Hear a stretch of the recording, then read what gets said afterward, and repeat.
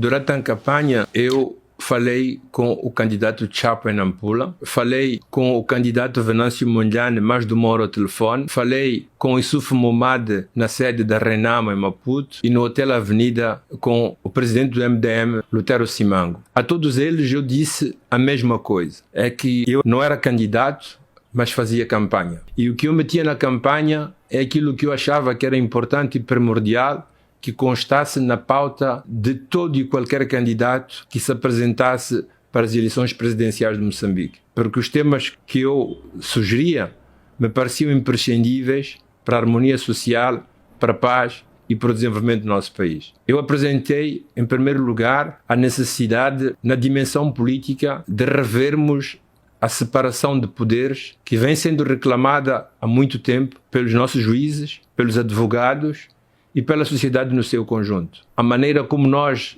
escolhemos os nossos deputados, que faz com que eles representem mais os partidos e transformam o Parlamento em casa de partidos, não em casa do povo. Falei da necessidade de repensarmos nos poderes excessivos da carga presidencial, que nomeia muitas pessoas que ocupam cargas decisivas na gestão político-administrativa do nosso país. Do ponto de vista econômico, eu falei da necessidade de renegociarmos os contratos com as grandes companhias estrangeiras, com as grandes multinacionais. E hoje se impõe que façamos um inventário que já foi feito pelos especialistas das riquezas que Moçambique tem no subsolo, sobretudo necessárias neste período de transição ecológica. Tínhamos que fazer não simplesmente o inventário, mas como reza a nossa Constituição, fazer com que esses bens de subsolo sejam património de Moçambique, do Estado, e que sirvam para potenciar as nossas vidas na pobreza ingente em que o país vive. Eu falei da necessidade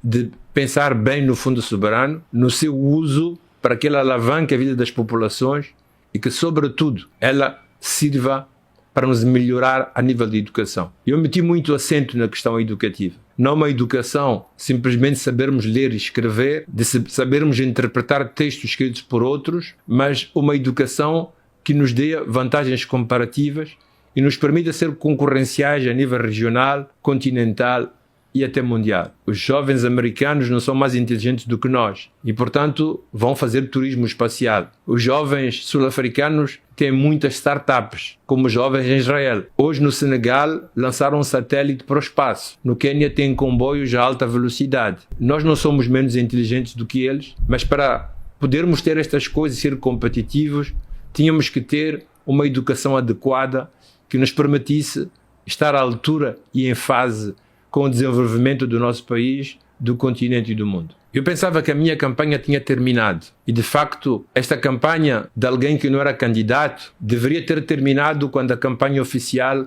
começou. E, de facto, quando a campanha iniciou, da minha parte e de muitos outros, houve um silêncio. Mas hoje somos obrigados, ou sou obrigado, ou sinto-me obrigado de voltar de novo a fazer uma nova campanha. De novo não sou candidato, nem faço por um protagonismo pessoal, mas sou candidato por uma preocupação maior para o nosso país e para o nosso povo, e quero fazer esta campanha a partir daquilo que eu chamo o dilema de Kant. Durante a Revolução Francesa, ou perante a Revolução Francesa, Kant foi um grande apoiador das modificações, das transformações que a Revolução trazia. Acabava a era da monarquia e dos privilégios da aristocracia e nascia uma república, cujas mudanças e metamorfoses, não só para a França, mas para a Europa, e alastraram-se pelo mundo fora, trouxeram aquilo que chamamos de democracia, e gradualmente uma democracia social, quer dizer partilha de bens que o país tem e produz por todos os seus cidadãos. Porém, por outro lado, a democracia devorava os seus filhos. Ela matou muita gente e tinha dificuldades a terminar. Há uma frase de um historiador Barque muito importante que ele dizia: destruía a França, e com a destruição da França podia destruir também os países vizinhos, quer dizer a Europa. Este dilema de Kant, que eu escrevi num artigo do mês de novembro no Savana, apresenta-se a nós com analogias muito fortes com a situação da Revolução Francesa. Não há dúvida para ninguém que seja minimamente consciente e responsável, que é necessário que transformações e mudanças profundas ocorram na vida política, na vida económica e na vida social moçambicana. As nossas instituições não estão à altura das exigências da sociedade e do povo hoje. A nossa Constituição não está em fase com as metamorfoses que se produziram, as demandas da sociedade civil e da juventude de participarem mais na coisa social. A nossa economia é verdade que é fraca, é verdade que somos pobres, mas muitas vezes ela tem sido direcionada não para todos, mas para alguns privilegiados, algumas classes, em detrimento da maioria e da maior parte das pessoas. Não é só por isso que somos pobres. Somos pobres porque em 75 éramos 8 milhões, hoje somos 32 milhões, 4 vezes mais, produzimos menos, passamos por 16 anos de guerra que destruturaram o país. Isso não justifica, porém, que alguns tenham construído riquezas ingentes quando nós entramos na Segunda República e que a maioria das pessoas vivem em condições dramáticas em que vivem. Socialmente, temos muita gente em condições sociais extremamente precárias. O nosso sistema de educação não corresponde absolutamente a nada. A situação da nossa saúde, como provam as diferentes greves do pessoal hospitalar, desde médicos, enfermeiros, até os serventes dos hospitais, demonstram a necessidade de potenciarmos mais os nossos hospitais e os nossos serviços de saúde. As nossas infraestruturas são extremamente problemáticas. Morre gente todos os dias nas estradas, ou porque há buracos, ou porque os chapas estão cheios, ou porque os chapas correm em grande velocidade. Enfim, muitas vidas se perdem por causa, entre outras coisas, das infraestruturas fracas e frágeis que nós temos no nosso país. Podíamos continuar a relatar, a falar do desemprego, a falar de casas em que vivem a maior parte dos moçambicanos, que não são casas, a gente chama palhotas, mas podia dizer muito pior. Podíamos falar sobretudo da pobreza e da fome, que apoquenta a maior parte dos moçambicanos. Esses são problemas sociais importantes, graves, com que estamos confrontados. Não há nenhum de nós, de maneira consciente e responsável, que possa se eximir da responsabilidade coletiva, mas que temos, sobretudo nós as elites, face à situação em que nos encontramos. Porém, por outro lado, como na Revolução Francesa, estamos a matar-nos, estamos a polarizar a nossa sociedade, estamos a destruir o pouco das infraestruturas que nós temos. Barque diria, destruíram a França, e eu diria, estamos a destruir o pouco ou nada que Moçambique ainda tem e que é necessário para a sua sobrevivência. Autocarros, tribunais, instituições, escolas, até sedes de partidos.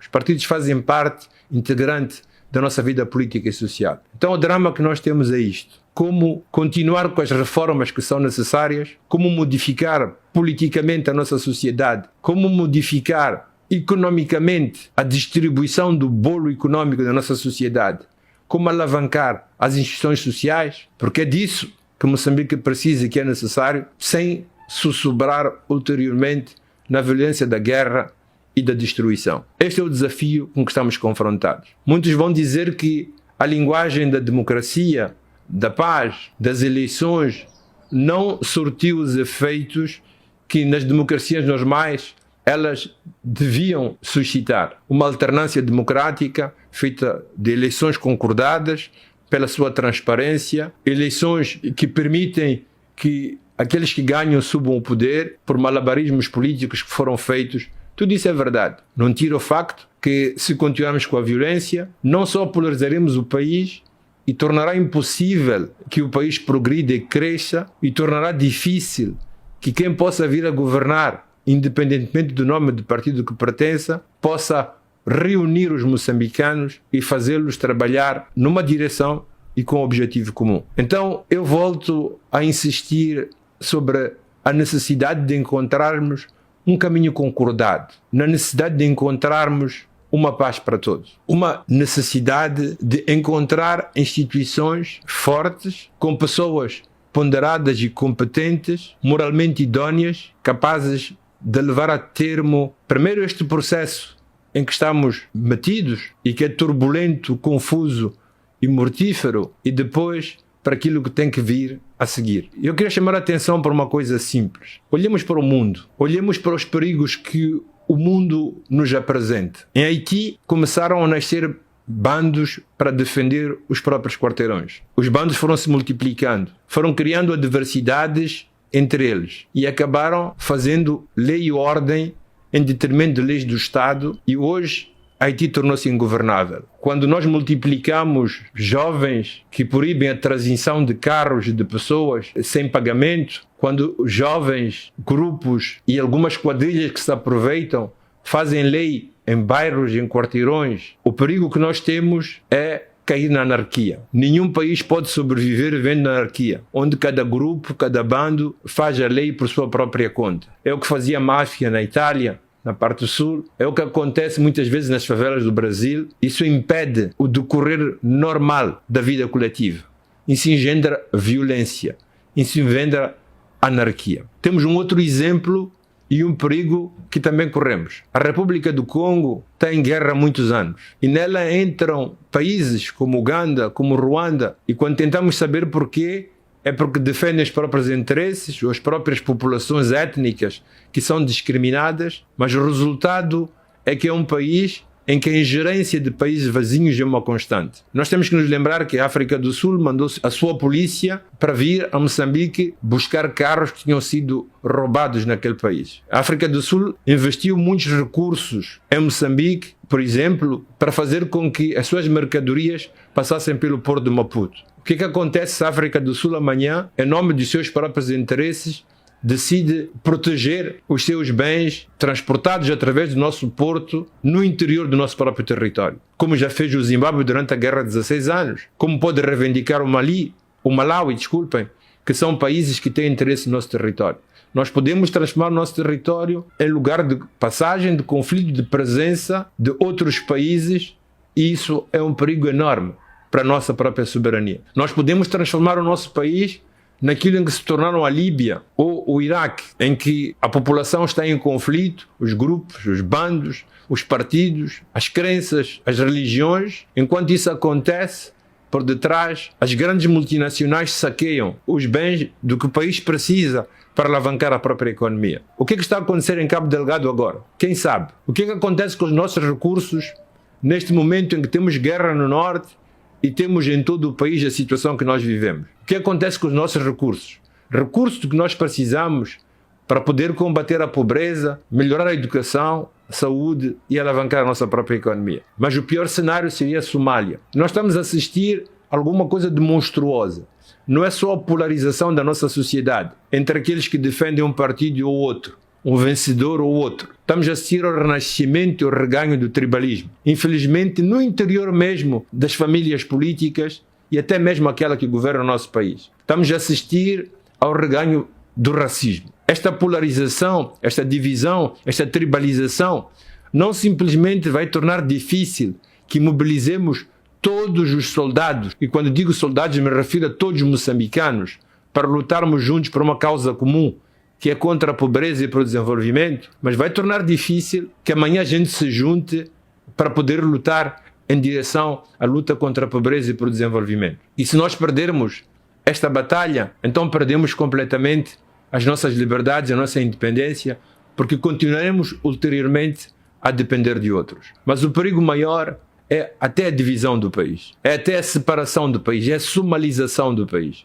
É termos um Moçambique dividido em 2, 3 ou 4 partes. Nós dissemos sempre, desde que Moçambique nasceu, que queríamos um Moçambique uno e indivisível, que respeitava as nossas diferenças, mas em que todos trabalhávamos como uma equipa de futebol, em que cada um, na sua particularidade e nas suas diferenças, dá o melhor de si para que a equipe possa chegar a um resultado positivo. Seria uma derrota para todos nós se acordássemos com Moçambique dividido. Então o que é que temos que fazer? Qual é a proposta que eu trago? Há muitos jovens que dizem verdade eleitoral, e têm razão. Há muitos que, defendendo o Chapo e a Frelimo, dizem que a Frelimo e Chapo ganhou. Têm razão de defender se essa é a convicção deles.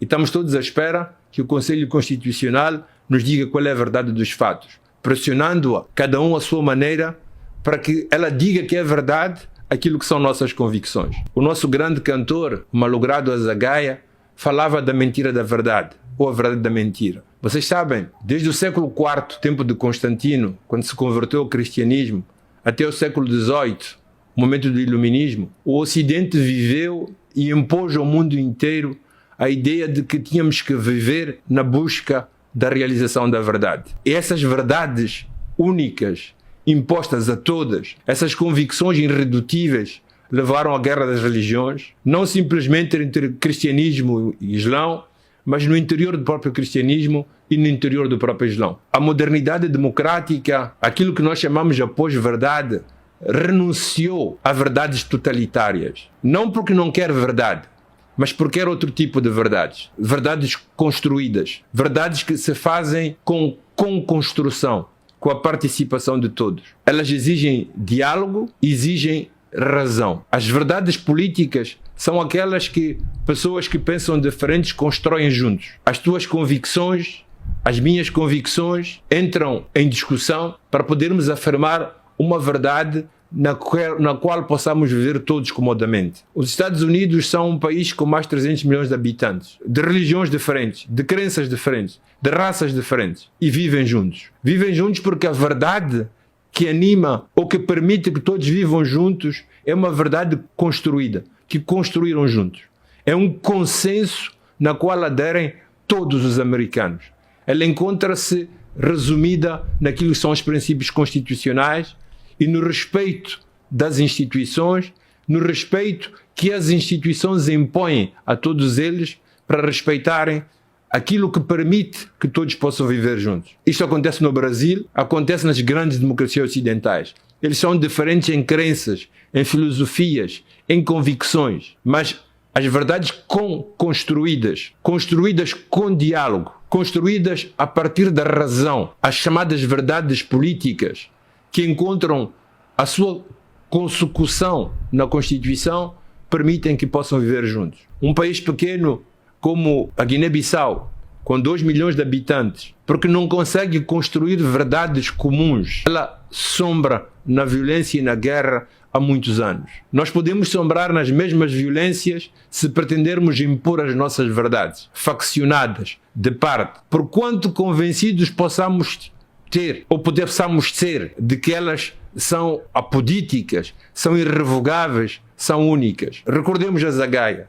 Algumas verdades são mentiras da verdade, outras são verdades da mentira. As únicas que fazem consenso e constroem nações são aquelas que construímos juntos e fazemos juntos. Estes últimos tempos, depois de intervenções públicas, alguns perguntaram-se para quem trabalho, para quem faço. Alguns da Frelimo acusaram quando pensamos que um dos cenários possíveis, dada a dificuldade de encontrar a tal verdade eleitoral, era anular as eleições. Disseram que há um plano de News para perpetuar-se no governo. Talvez o presidente News tenha o seu plano, mas de certeza absoluta não é isso que me anima e eu não sou instrumento dele. Jovens escreveram muitas vezes no YouTube, nas redes sociais, alguns até ameaçando-me que estou a tentar parar a revolução, dizendo: sai daí, não é tempo de argumentar, porque o que tu queres é manter a Frelimo no poder. Não tenho nenhum interesse, nenhuma veleidade de fazer com que a Frelimo ganhe necessariamente, se ela não merece ou não tem o apoio da população. Não é isso que me anima. O que me anima é Moçambique, são os moçambicanos, e Moçambique, os moçambicanos não podem resistir, em minha opinião, se no dia 23 de dezembro, na situação em que nós estamos, o Conselho Constitucional declarar uma das partes vencedoras. A polarização é tão grande que a parte não vencedora não aceitaria e nós meteríamos em fogo o nosso próprio país. Se isso acontecesse, ninguém ganharia. Não seria vitória para ninguém, porque não pode haver uma vitória que implique necessariamente meter fogo ao país ou matanças nas nossas estradas. Isso seria uma derrota comum. A única vitória comum é a primeira paz de Moçambique, é a primeira existência de Moçambique, é a primeira integridade de Moçambique. E nós somos suficientemente inteligentes para encontrar caminhos. Se aqueles que nós propomos não são válidos, muito bem, encontremos outros, mas encontremos caminhos.